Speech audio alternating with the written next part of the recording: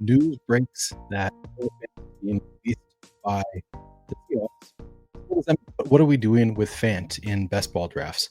What are we doing with Elijah Arroyo? Does this affect other tight ends that maybe are a little bit more at risk because Noah Fant may join their team?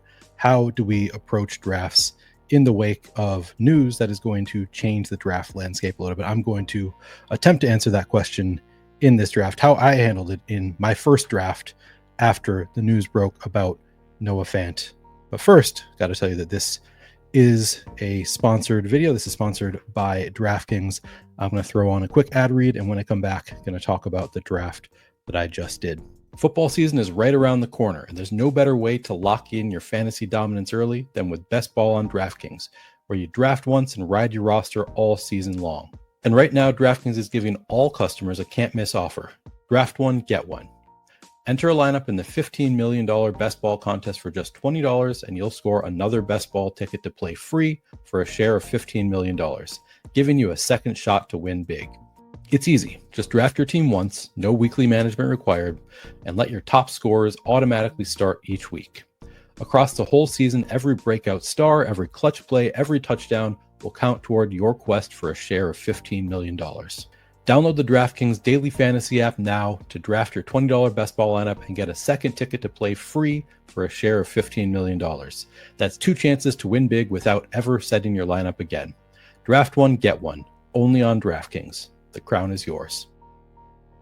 All right, so like I said, this is the first draft that I did after the news broke that Noah Fant was being released by the Seahawks. So I immediately look at, where do I think Elijah Arroyo is going to be ranked by Establish the Run, by Legendary Upside, by all the places that affect the market? Where are they going to be ranking Elijah Arroyo? Because I want to have an idea of where he's going to go, so I can think of, where do I want to take him right now? How can I take advantage of this news? I don't want to draft him where he's going, because I'm going to be able to do that all summer. I'm hoping for a little bit of a fall. So we come into this, he has an ADP of 228 coming into this draft. So I want to get him somewhere between where I think he's going and 228. Now, it really, ADP doesn't matter that much at some point. So, with these later round guys, it's not the biggest thing in the world. So sometimes, if I can get him at just a slight value, that's probably okay. But my best guess for where Elijah Arroyo is going without Noah Fant in the way there is probably somewhere around Brenton Strange, maybe even slightly ahead of Brenton Strange would be my guess. What I look at is, so I look at, for example, JJ Zacharison's prospect model, looking at where he ranks them. He has Elijah Arroyo ranked and better score than Mason Taylor on the Jets. So better prospect on a team that's likely to pass more. Pretty sure we're going to have Elijah Arroyo ranked ahead of Mason Taylor in all of these various ranking systems.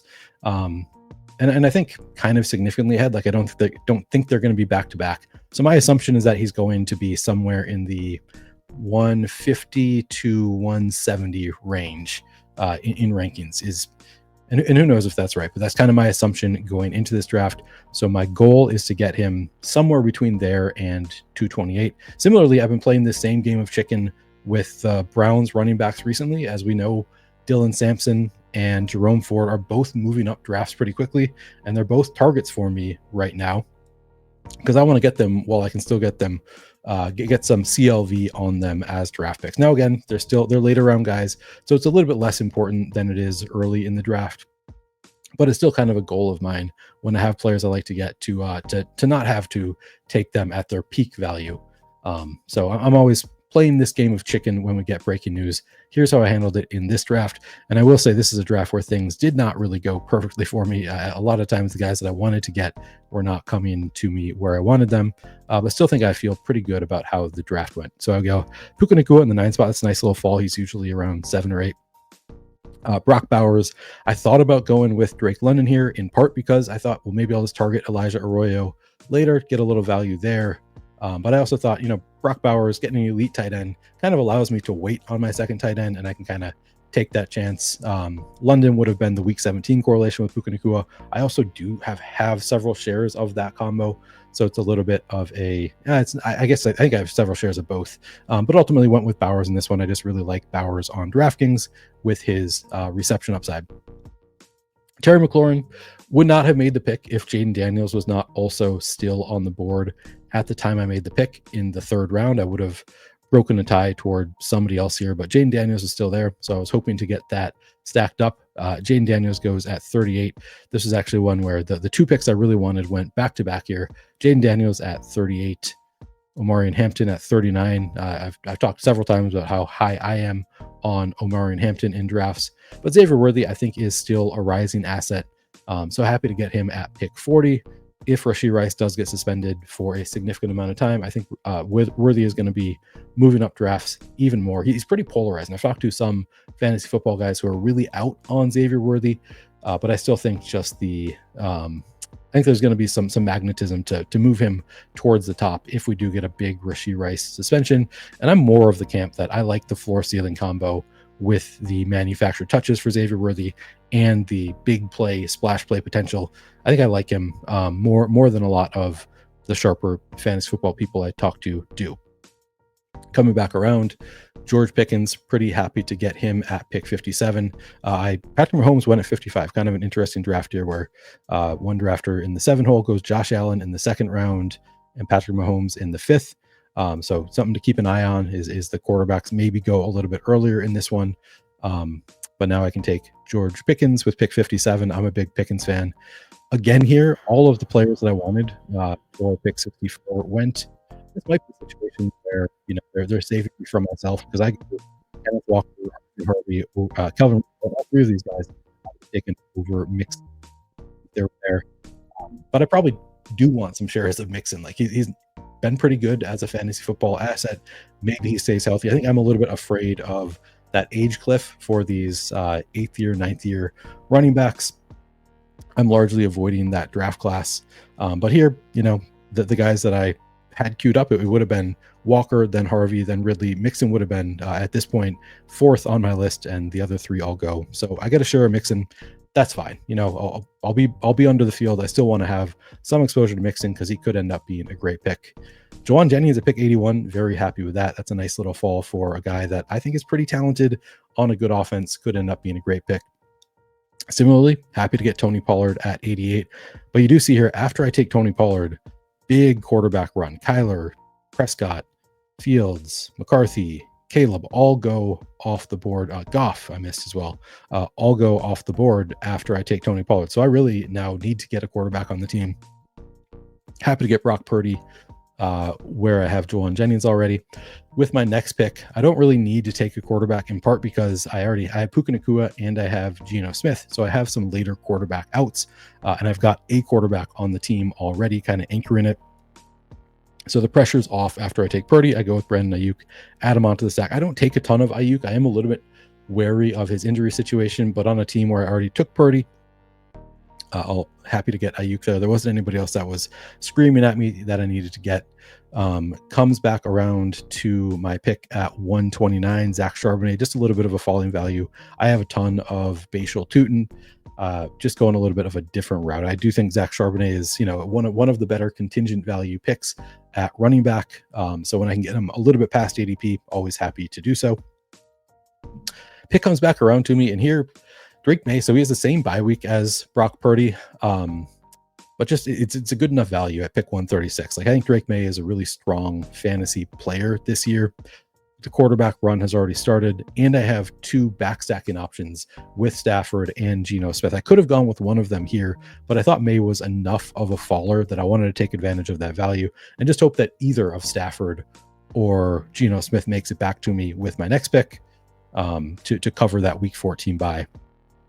Sure enough, Geno Smith makes it back to me. Now I was kind of hoping that Dylan Sampson would be off the board, or Geno Smith would be. It would make my decision easier because it's a little bit of a nice value on Dylan Sampson as he moves up the board. Luckily, just one of them went, so it made my decision easy to go with Geno Smith. I actually did consider also here going with Sam Darnold because, again, I'm kind of eyeing Elijah Arroyo, and I thought, well, maybe I can do Sam Darnold, throw on Elijah Arroyo back stack, but I decided I'm going to go with the guy that I already have the stack, and I generally prefer Geno Smith as a fantasy asset. Maybe Sam Darnold's going to be better than I expect him to after moving to Seattle. But I believe in Geno Smith and his weapons here. So happy to get him at 153. Sam Darnold does go at 155. So it comes back around to me at pick 160. And now I'm well aware of the fact that the Sam Darnold drafter is on this side of the board of me. So I can try to push Elijah Arroyo if I want to. Now, again, this is part of the draft where, ADPs aren't as meaningful, but it is something to at least keep in mind. But I need another running back here. So I go Tyler Algier. Comes back around to, and also I didn't want to reach for one of the Patriots guys because all three of them were still on the board. And I figured I'd just let the board decide for me which of them I'm going to get between Cal Williams, Hunter Henry, and Pop Douglas. Cal Williams goes to pick after me. Hunter Henry goes at 173. So Pop Douglas was the one who came back to me. And here's where I was thinking about, I really like Jerome Ford here. I picked 177. I think he's moving up boards. So I was kind of debating taking Jerome Ford here, but because Pop was kind of the last Patriots pass catcher that I wanted, I figured I want to complete the stack, and maybe Jerome Ford would make it back to me. He didn't. Jerome Ford goes just a couple picks later, but I really like Miles Sanders. And as you can see here, so I give the Darnold drafter the opportunity to take Elijah Arroyo around pick 180. But this is still 40 picks ahead of his ADP here. So I thought there was a pretty good chance he wouldn't take him. And I could have taken Arroyo at 184. Maybe my next draft I will. You also, like, with the news just breaking, I was well aware of the fact that some of these drafters may have entered this draft with that in mind. Like, I want to get my Elijah Arroyo shares before he moves up. Like, that happens a lot in these drafts. So I thought there was a pretty good chance he wasn't going to make it back to me after I took Miles Sanders at 184. I could have gone either way here, but I ended up getting Elijah Arroyo at pick 201. To me, that is a great value. I think he's going to move up significantly ahead of here. Could be totally wrong about that. But I also was not going to risk not taking Elijah Arroyo here because, again, the Sam Darnold drafter is on this side of the board of me.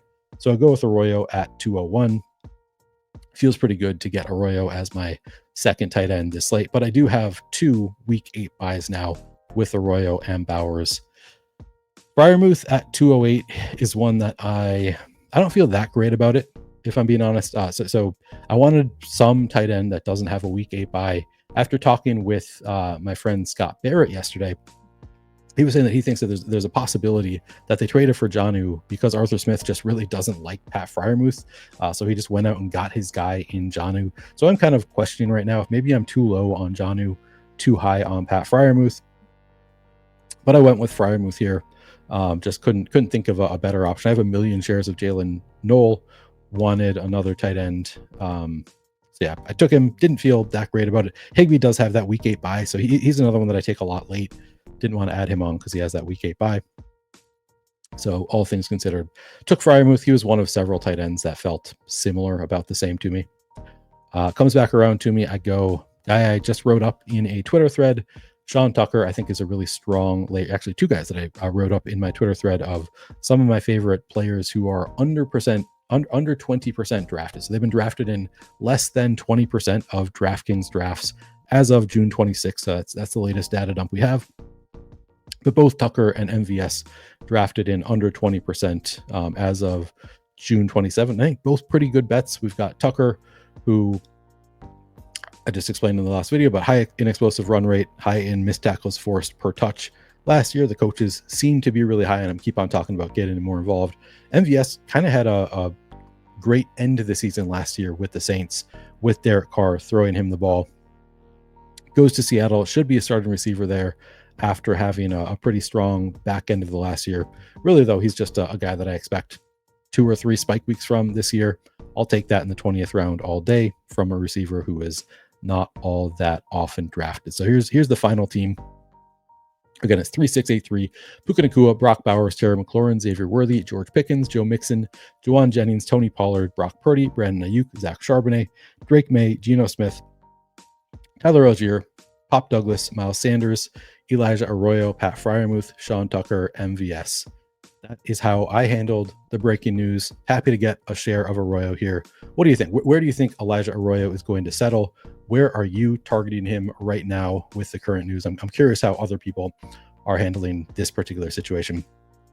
If you haven't already done so, please do like the video, subscribe to this YouTube channel if you're not already subscribed, and hit that little notification bell to get alerts when these go live.